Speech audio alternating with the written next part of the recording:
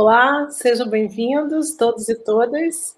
Esse é o nosso primeiro encontro virtual da Mostra África Contemporânea. E o nosso convidado de hoje é Pedro Pimenta. Ele é produtor moçambicano, foi diretor de programação dos festivais de cinema de Durban e Joanesburgo, na África do Sul, fundador e diretor do Festival de Cinema do Canema, em Moçambique, produziu inúmeras ficções e documentários de longa-metragem em Moçambique, Angola, Zimbábue, Etiópia, África do Sul e Argélia. Atualmente é programador do Festival Pan-Africano de Cinema e Televisão de Ouagadougou, em Burkina Faso, consultor da Unesco, onde coordena atualmente o mapeamento do cinema do continente africano. Pimenta também é membro da Academia de Artes e Ciências Cinematográficas dos Estados Unidos, responsável pela atribuição do Oscar. Seja bem-vindo, o curador da nossa mostra, Pedro Pimenta. Tudo bem, Pepe? Tudo bem, obrigado por convidar-me. Bom, vamos fazer um bate-papo aqui sobre como se deu essa curadoria. E, para começar, eu queria saber se, na sua opinião, o cinema africano, que sempre teve destaque em festivais importantes, internacionais, como Cannes, BAFTA, Festival de Roterdã, por exemplo, agora vem ganhando espaço também do grande público através das plataformas online. Na sua opinião, isso pode ajudar o público a se aproximar do cinema produzido em África? Sem dúvida alguma, assistimos a uma multiplicação de iniciativas, de possibilidades e de oportunidades que a tecnologia digital oferece. Antes sequer de falarmos da difusão do cinema africano atual internacionalmente, eu acho que temos que realçar a grande circulação de obras africanas no próprio continente, isto é, junto de um público que a priori será o primeiro público desses conteúdos e que não conhecíamos num passado recente.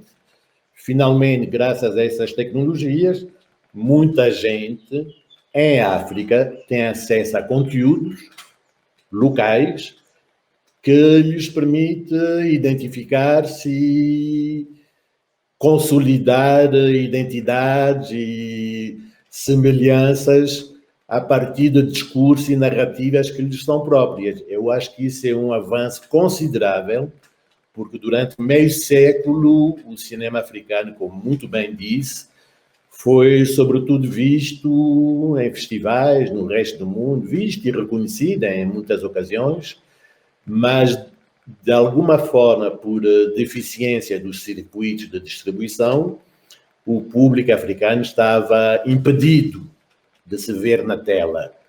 E nas raras ocasiões em que se via na tela, era através de um olhar que não é necessariamente africano, não é que esses olhares não tenham a sua importância, mas não deixava de ser uma carência enorme que gradualmente está a ser suprida. Não só na África, mas no restante do mundo, né? Porque... Exatamente. Portanto, o fenómeno, de alguma forma, democratiza o acesso, para já democratiza o acesso aos meios de produção. Portanto, assistimos isso a uma produção enorme, muito desconhecida ainda, mas que tem também um potencial de circulação enorme e que visa, é produzida, é concebida, é realizada essencialmente para um público de proximidade. Algumas exceções eventualmente serão vistas em ocasiões internacionais, mas muitos desses conteúdos são concebidos e consumidos por um público local. O que oferece ao criador africano algo de que ele foi negado durante décadas, que é a possibilidade do espelho, de poder confrontar-se e confrontar o seu olhar com o retorno de um público que lhe é próximo. Portanto, eu tenho muita esperança nesse volume enorme que está sendo feito e mostrado, porque eu continuo pensando que a qualidade vem essencialmente da quantidade. Só com muita quantidade é que atingimos patamares de qualidade que depois, gradualmente, como noutras latitudes, serão também reconhecidas internacionalmente. Agora, quando a gente fala de cinema africano, estamos falando de um cinema produzido por um continente muito diverso, né, Pedro? Como você dividiria essa produção cinematográfica de África sob o ponto de vista territorial, ou regional, ou cultural?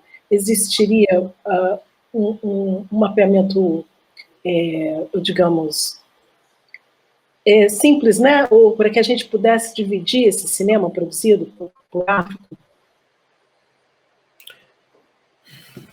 Eu penso que a primeira coisa é reconhecermos que existem cinemas africanos, ao plural. Assim, como muito bem disse, não existe uma única África, o continente africano é de uma grande diversidade, e isso reflete nos vários tipos de cinemas que são realizados, que são produzidos no continente. Eu tenho algum receio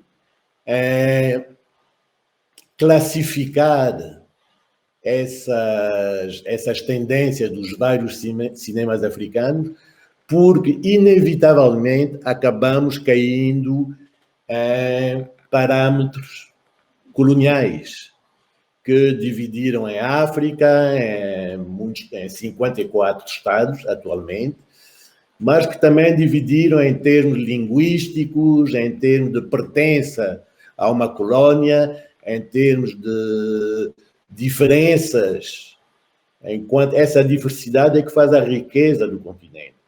Portanto, o risco ao tentarmos estabelecer essas classificações é que recorremos sempre aos padrões coloniais para poder encaixar as coisas.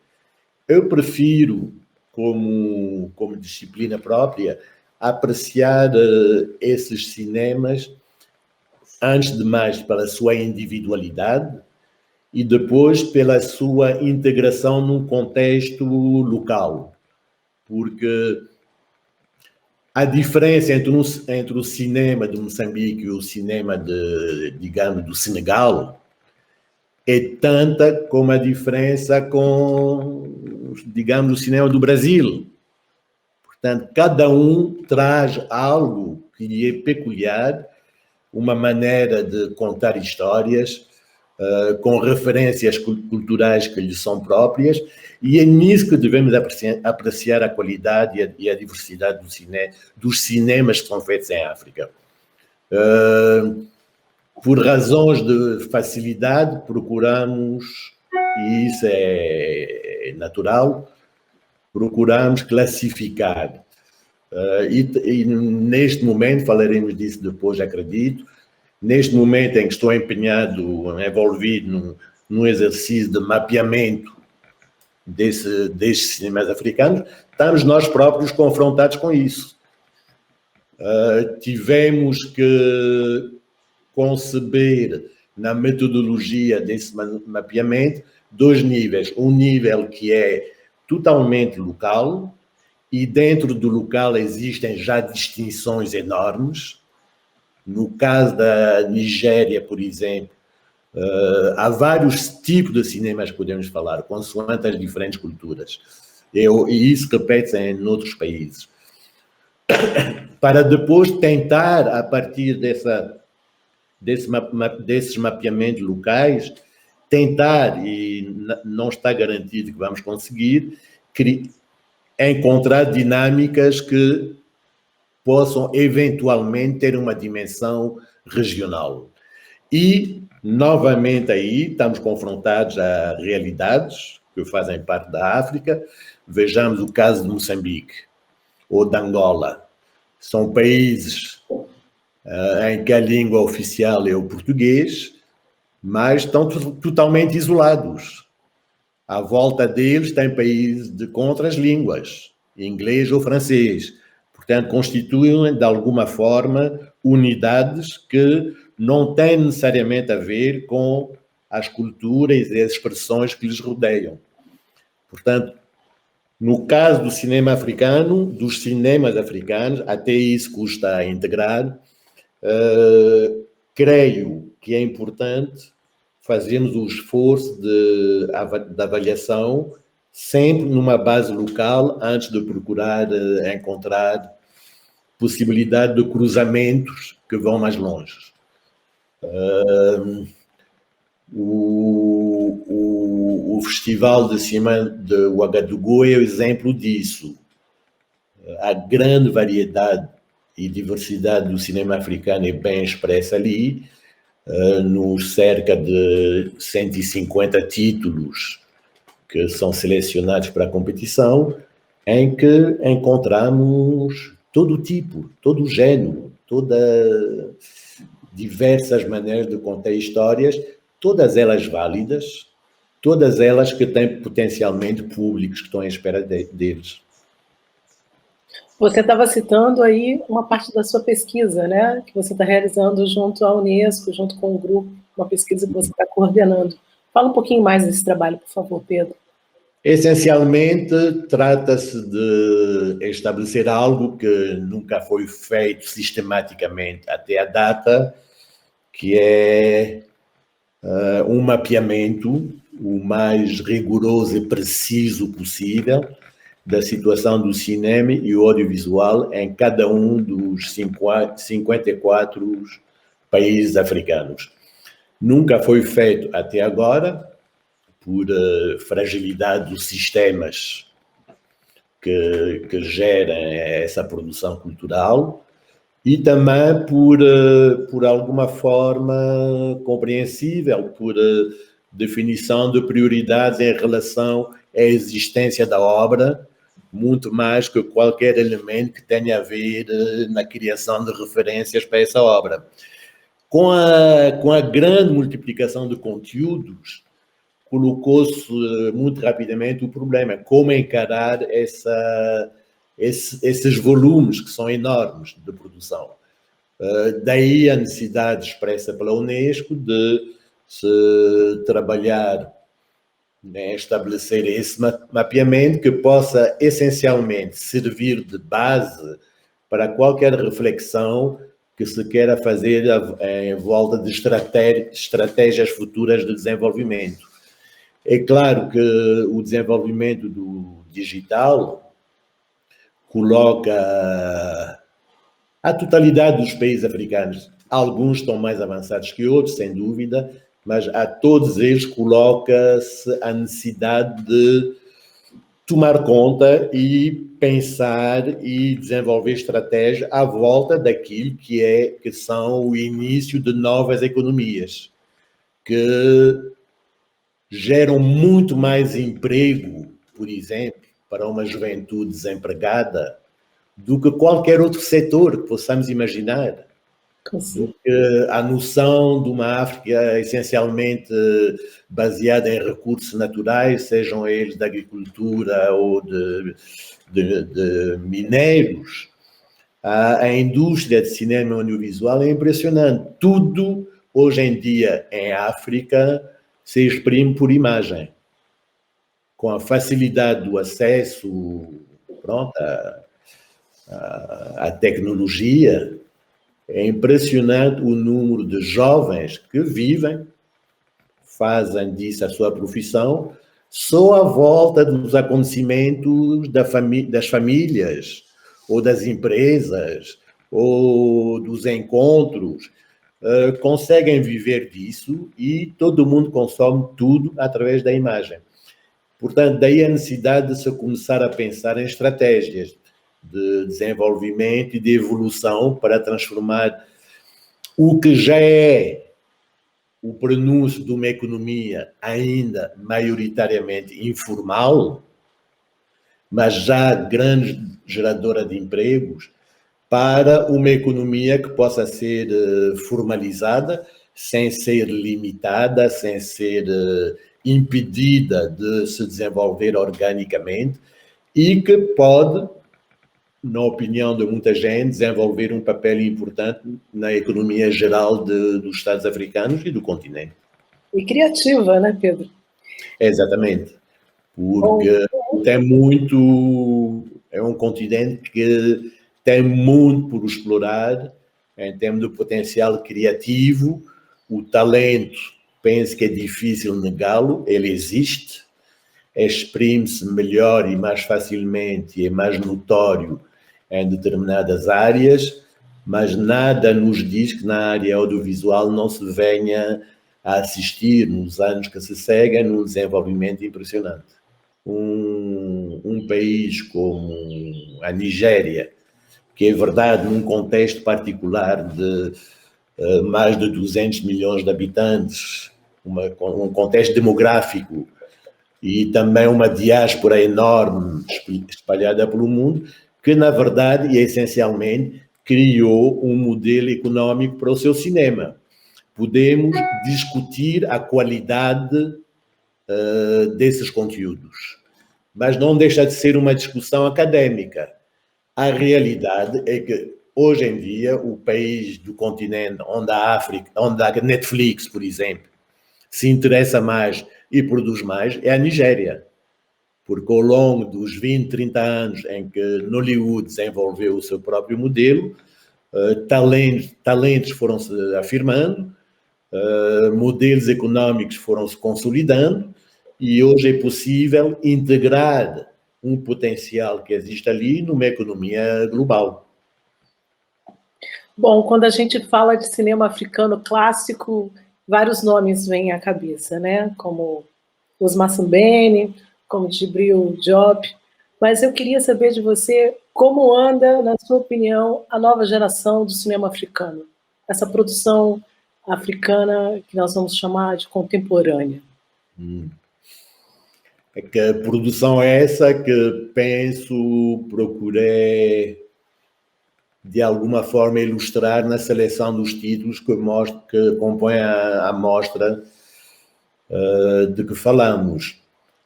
É necessário, eu penso, entender que na maior parte dos países africanos, até os anos 60, isto é, até o momento da independência, era proibido, legalmente ou não, mas era impossível um africano fazer um filme. Em alguns países, caso do Senegal, era proibido por lei. O primeiro filme senegalês foi feito à revelia dessas leis e o autor, Paulin Soumanou Vieira, teve que integrar um francês na equipe de direção para poder fazer o filme. Portanto, naturalmente e organicamente, o cinema que foi produzido nos primeiros anos a seguir a independência era essencialmente um cinema de afirmação de identidade, de uma existência, de uma identidade própria, e também um cinema de descoberta de si próprio na tela. Na altura só havia uma, o assunto estava facilitado, era só uma tela.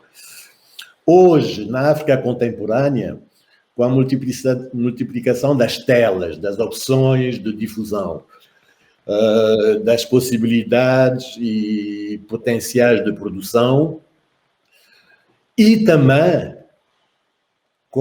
de alguma forma, com o desinvestimento dos Estados africanos em relação aos seus cinemas, que em grande parte foi imposto pelas medidas de reestruturação de economias impostas pelo Banco Mundial e pelo Fundo Monetário Internacional, muitos países, incluindo Moçambique, viram o total desinvestimento dos Estados em relação à sua criação cinematográfica. E os cineastas locais tiveram que encontrar alternativas de existência. Hoje, na África contemporânea, verificamos que há uma nova geração que se libertou profundamente de qualquer tentativa de controle sobre as temáticas que são abordadas, sobre as formas que são sugeridas e que tem a ousadia e a coragem de experimentar. Às vezes com mais sucesso que noutros casos, sem dúvida, mas já existe um corpo de trabalho das novas gerações que nos indicam certamente um renascimento desses cinemas. que nos indicam novas vozes, novas abordagens, novas temáticas e que, pronto, também é típico das gerações atuais, não é, eventualmente poderíamos dizer que não é muito politicamente correta, porque permite-se tratar de coisas como nunca foram tratadas, exprimindo apenas o que lhes apetece exprimir, a eles, ao seu grupo, enfim, ao contexto em que estão inseridos, sem nenhum complexo. Para além do setor, do segmento, que continua fazendo filmes com preocupações de visibilidade internacional, nos festivais internacionais, etc. Muito desse cinema, quando está sendo feito, dá a sensação que não tem essa preocupação. Tem essencialmente a preocupação de exprimir aquilo que os autores consideram que é importante exprimir neste momento. Portanto, verifica-se uma grande diversidade de temáticas, mas essencialmente de abordagens e também de estéticas.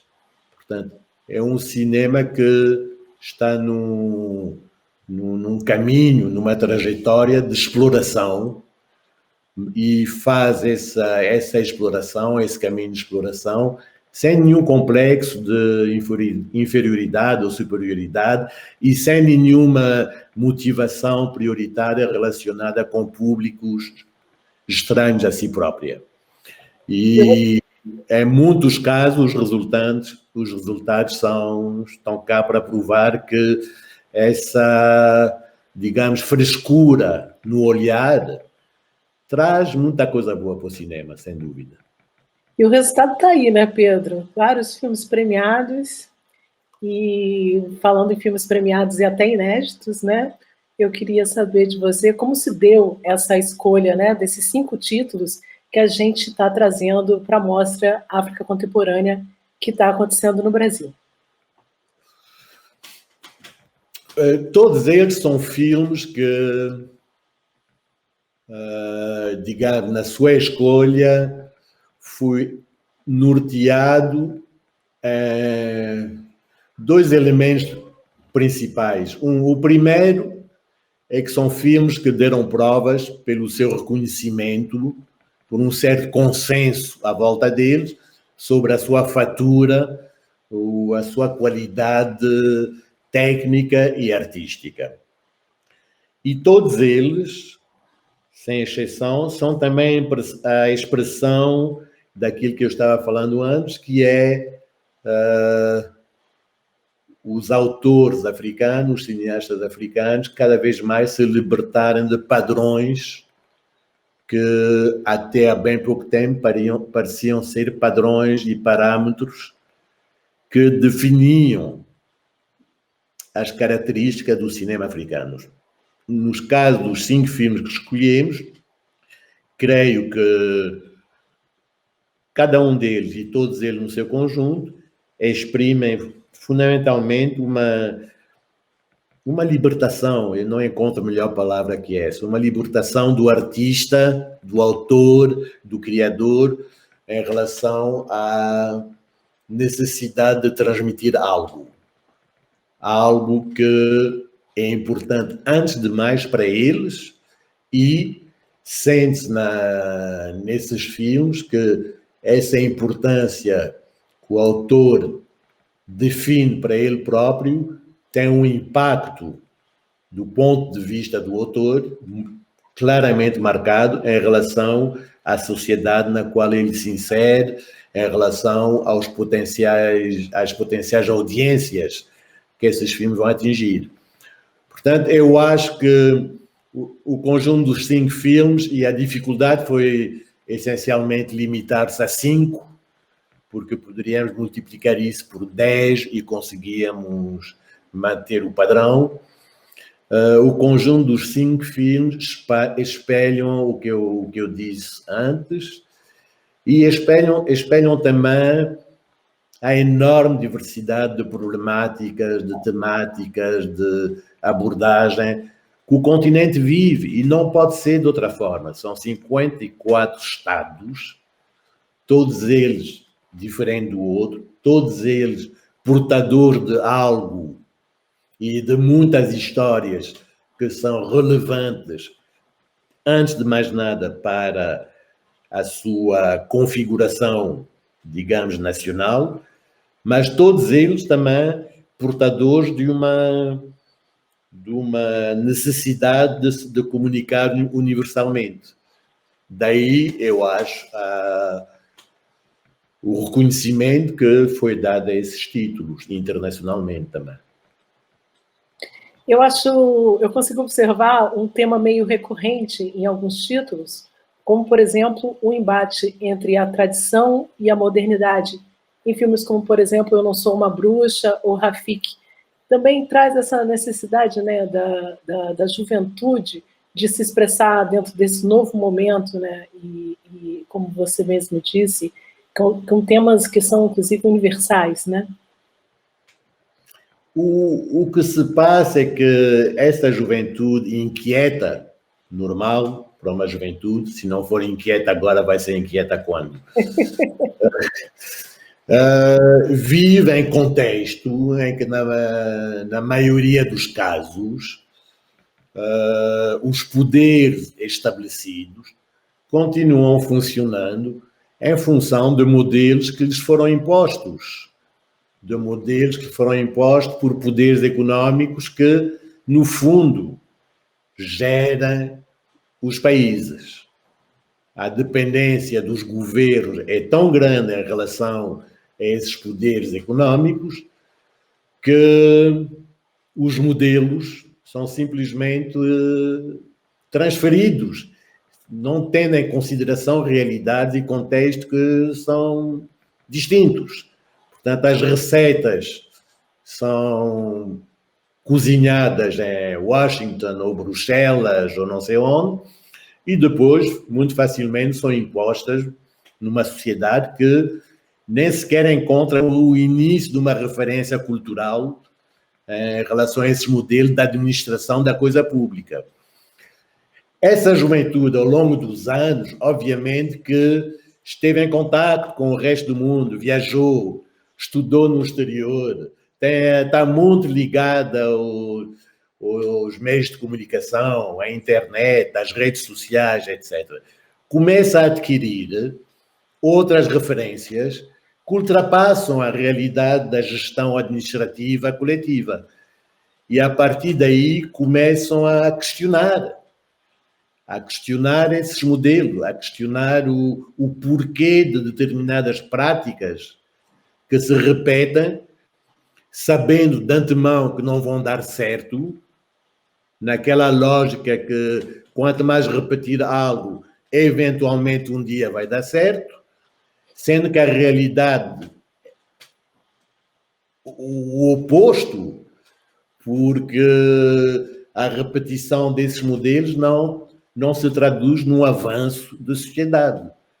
Pelo contrário, traduz num avanço de uma elite que é essencialmente predadora, que é essencialmente de gestão de assuntos correntes, quando o verdadeiro dono está no outro lado, não mostra a cara, e as elites predadoras que estão no poder cumprem a agenda. E, de passagem, aproveitam para enriquecer, desviando recursos que deviam ser destinados aos seus países. A juventude questiona isso tudo, porque tem outros referenciais, porque está cansada de ouvir promessas de um mundo melhor um dia, enquanto localmente não tem acesso à qualidade, nem na educação, nem na saúde, nem no transporte, nem no emprego. Essa juventude é deixada por conta, tem que se virar. E, nesse processo, obviamente, os cineastas encontram a matéria para contar as suas histórias de maneira diferente. Volto a dizer, certamente considerado por muitos como não muito politicamente correto, mas penso que é difícil negar a essas histórias uma autenticidade nos olhares e uma convicção que é possível fazer-se melhor. Daí que, em muitos casos, para além do embate entre a tradição e a modernidade que refere, há também, fica também saliente, no meu entender, uma noção de combate individual.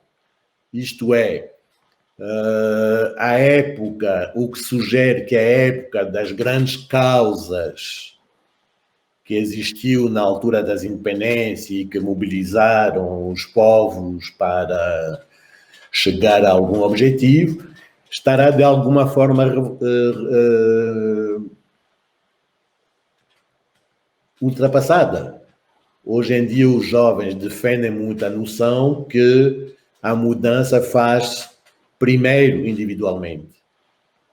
E essa mudança individualmente é que poderá, na base de estratégias, em muitos casos por definir, ter alguma influência, algum impacto no conjunto das sociedades. Eu penso que isto é também marcante na seleção dos filmes que colocamos. Isso fica claro no exemplo do rapper Smokey, né? De Burkina Faso. Exatamente. Como é que um artista do mundo da música, também ativista, se envolve num momento crucial do país dele, num movimento de cidadania, que ele ajuda a criar e que dinamiza e que estimula com a sua música, a sua arte, e que leva à deposição de um déspota ditador do Burkina Faso. O movimento, eu acho que se chama Vassoura da Cidadania, algo assim. E foi impressionante como é que durante algum tempo que antecederam a necessidade da saída desse ditador, todos os dias o país inteiro saía em frente às casas e limpava com a vassoura, dando um sinal claro que está na hora de ir embora, já chega. E pronto, terá tido o seu impacto nas tomadas de decisões que depois foram tomadas por outros setores, neste caso o Exército, que recuperou o movimento e colocou no poder alguém da sua confiança, etc. Mas é inegável que esse movimento de cidadania terá contribuído enormemente, também através da ação desse rapper, para a tomada de consciência da necessidade da mudança. Esse filme, né, O Tempo Está do Nosso Lado, foi dirigido por uma mulher, é um documentário, é o único documentário da nossa seleção, os outros 4 são ficções. Eu queria que você, por favor, comentasse um pouco sobre a participação das mulheres cineastas africanas. Se você tem encarado que esse movimento tem aumentado progressivamente com os anos, não só aumentado, como filmes que têm ganhado grande destaque em festivais, como em Cannes, por exemplo, né? Com o filme da Diop, que chegou a ser premiado em Cannes. Eu acho que é inegável que esse avanço do papel das mulheres existe, antes de existir no cinema, existe na sociedade em geral em África. Eu penso, não me quero enganar, mas penso que a África tem um país que tem a maior representação feminina nos órgãos de poder do mundo, que é o caso do Ruanda, em que entre o governo e o parlamento e outras instituições de poder, a percentagem de participação de mulheres é a maioria. E, obviamente, foi um lugar que as mulheres africanas conquistaram depois de muita luta. E isso se reflete no cinema também. Se durante muito tempo, pelas dificuldades de acesso aos meios de produção, o cinema, a televisão eram essencialmente considerados atividades masculinas, e até certo ponto penso que podemos até dizer machistas, porque a mulher estava, pronto, limitada a algumas possíveis profissões, como cabelo, maquilhagem e coisas do género. Gradualmente assiste também a uma tomada do poder pelas mulheres em África na área do cinema audiovisual. Estão cada vez mais presentes, fazem ouvir a sua voz, não só através dos filmes que fazem, mas também nas intervenções que fazem a diversos níveis da indústria, reclamando constantemente um espaço maior, reclamando um tratamento melhor e gradualmente impondo às gerações mais antigas, como a minha, um respeito pelo trabalho que fazem e pela qualidade do trabalho que fazem e pela seriedade com que fazem esse trabalho e também pela humildade com que fazem esse trabalho. Eu noto e creio que posso adiantar que a atitude da cineasta em África difere da atitude do cineasta, em termos da sua postura individual de humildade, enquanto, pronto, em gerações anteriores, o cineasta, de alguma forma, assumia muito uma noção de elevado a uma espécie de semideus, porque fez um filme. Hoje em dia, as cineastas com quem cruzo, uma das particularidades que me chama muito a atenção e merece o meu maior respeito é a humildade e também a generosidade pela disponibilidade dessas mulheres em se colocarem à disposição do número maior de gente mais jovem que quer aprender, etc. Portanto, é um fator decisivo para o desenvolvimento dos cinemas em África, sem dúvida, e já é o caso, mas nos próximos anos, creio que iremos ver um desenvolvimento ainda maior da participação feminina, não só em termos quantitativos, mas essencialmente em termos de qualidade dos trabalhos realizados. Pedro, na sua opinião, deveria haver um intercâmbio mais forte entre o cinema brasileiro e o cinema africano? E como ele poderia se dar? Através da coprodução ou mesmo uma tentativa de aproximar as audiências de África e Brasil? Eu penso que essa necessidade existe já há muitas décadas. No início da década de 80, eu assinei um convênio de coprodução entre Moçambique e o Brasil. Quantas coproduções foram feitas? 0. Portanto, a necessidade existe, já foi expressa de várias maneiras, houve tentativas que depois não tiveram seguimento, mais recentemente, de longe, obviamente, uma observação distante, eu noto uma maior abertura do Brasil através de vários eventos e de presença de cinema africano nas diversas plataformas de distribuição, uma presença maior do cinema africano. Já chegamos a uma situação ideal? Creio que não. Daí a importância do seu trabalho com essa mostra, porque, pronto, é um pouco aquela noção de multiplicar as possibilidades. Quanto mais houver possibilidades de acesso, mais tanto os brasileiros como os africanos irão se descobrindo um ao outro através do cinema. Fala-se muito da necessidade do Brasil conhecer a África e tal, e tem várias iniciativas que trabalham nesse sentido. Mas o contrário é válido. É muito importante que a África também conheça o Brasil. Por enquanto, a África conhece bem o Brasil através de um género, a telenovela. Isso aí O mérito tem que ser dado aos criadores brasileiros que conquistaram não só a África, como o mundo. E inspiraram muita gente para fazer a mesma coisa a partir de histórias locais, etc. A quantidade de telenovelas africanas que estão sendo produzidas agora é enorme. E certamente a origem disso tudo tem a ver com a telenovela brasileira. Agora, o Brasil é uma realidade que vai para além da telenovela, estamos de acordo. Portanto, parece-me que seria útil haver esforço também no sentido contrário, por forma que os africanos também conheçam melhor as realidades brasileiras. Porque, novamente, como no caso de África, eu acho que no caso do Brasil também podemos falar no plural. São muitas as realidades, são muitas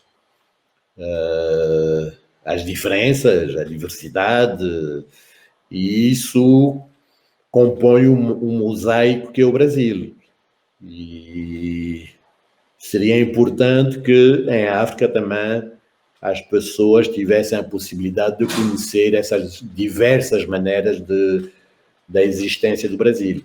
Portanto, a necessidade existe, está sendo gradualmente e organicamente, em certa medida, sendo resolvida com diversas iniciativas, mas resta muito por fazer e penso que é necessário multiplicar as iniciativas tipo a mostra que está fazendo.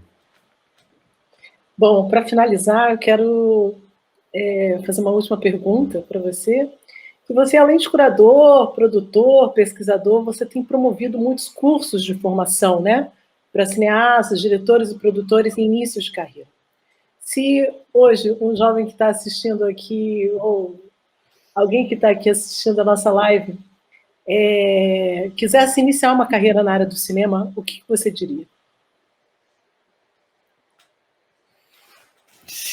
Se eu fosse limitado a uma única coisa, obviamente há muitas maneiras de ver a problemática, mas se eu fosse limitado a um único aspecto, que me parece que faz muita falta, não sei dizer se no Brasil, mas em todo o caso em África faz muita falta, eu diria esse jovem começa por ver muitos filmes. E, acrescentaria, começa por ler. Porque eu acho que é fundamental para poder escrever, ler muito. E nós vemos, muitas vezes somos confrontados com pessoas que têm talento, que têm histórias, um potencial de histórias por contar, mas que não as sabem escrever, porque leem muito pouco. E as referências cinematográficas de muitos desses jovens possivelmente se situam nos últimos 10 anos. É bastante frequente nas várias iniciativas de que faço parte encontrar jovens africanos que não conhecem a obra do Sembène, nem literária, nem cinematográfica, ou conhecem uma coisa só e tal, tem uma única referência e não gostaram muito e ficou por aí.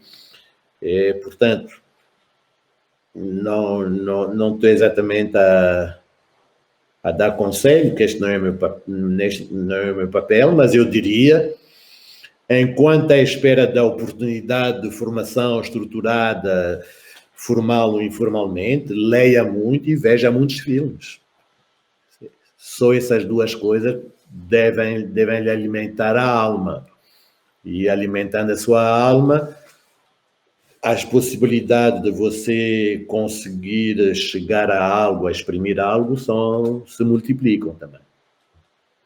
Maravilhoso. Pedro Pimenta, super obrigada pela sua presença, pelo seu tempo, pela sua dedicação. Obrigada pela curadoria. Estamos muito felizes com a sua participação.